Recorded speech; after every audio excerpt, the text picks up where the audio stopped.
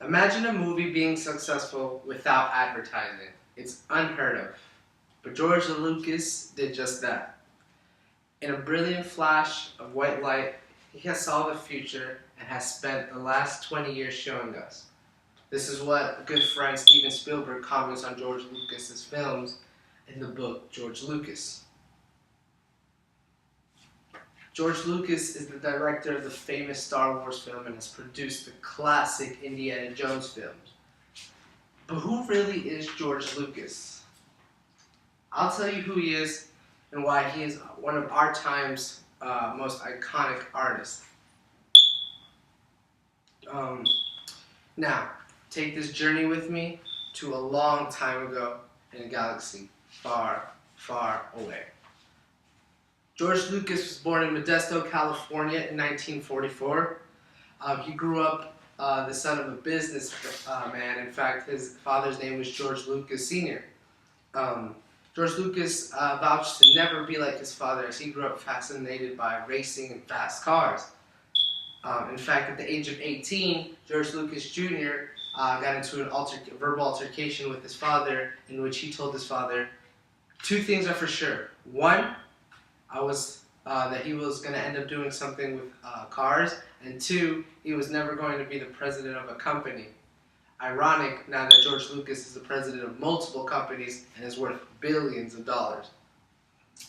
Before he became a film director, he wanted to be a race car driver. In fact, it wasn't until his accident in which he lost control of his vehicle and it was sent tumbling, and before it went rolling and hit a tree, a malfunction of his seatbelt ejected him from the vehicle. Due to that malfunction, George Lucas is alive today. Thinking like his father wasn't such a bad thing for George Lucas. I mean, following the success of his movie American Graffiti, he was negotiating the terms for a new movie he wanted to do called Star Wars. George Lucas didn't want more money. In fact, he wanted control of his final product. He hated the fact that studio executives could have the final say of his art. He negotiated for 40% of the profit of the movie and for the guarantees and any of its guarantees. These include clothes, soundtrack, any sequels that were made, and in fact there are multiple sequels as they are making now 3 more. So the merchandise alone has made George Lucas more money than the films altogether. So thinking like his father helped him out in the long run to make George Lucas what he is today. He's one of our time's greatest filmmaker, although he does not enjoy directing. One of his close friends, Gary Kurtz, explains, all actors need feedback. That's one of the reasons George gave up directing. He doesn't like interacting with people. This was cited on the website, the Biography Channel, and it was titled George Lucas. George Lucas has directed 6 movies, which is relatively short considering how famous and how much he's really is worth.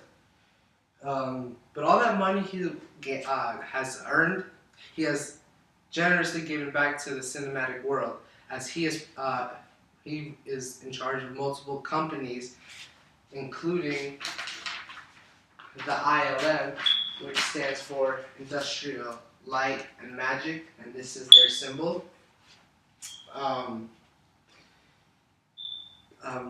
The ILM and George Lucas have pushed a cinematic world to the new frontier. In fact, because of the ILM and George Lucas, we saw the walking dinosaurs in the movie Jurassic Park, and we had that dangerous liquid chrome killer in Terminator 2. So, the next time you're watching a movie and you're mesmerized by what you see and the special effects have taken you on a cinematic adventure, take a moment to realize that all this new art form that we see has been pushed because of George Lucas and his innovations and his expression in the visual form. That's why George Lucas is one of our time's most iconic artists.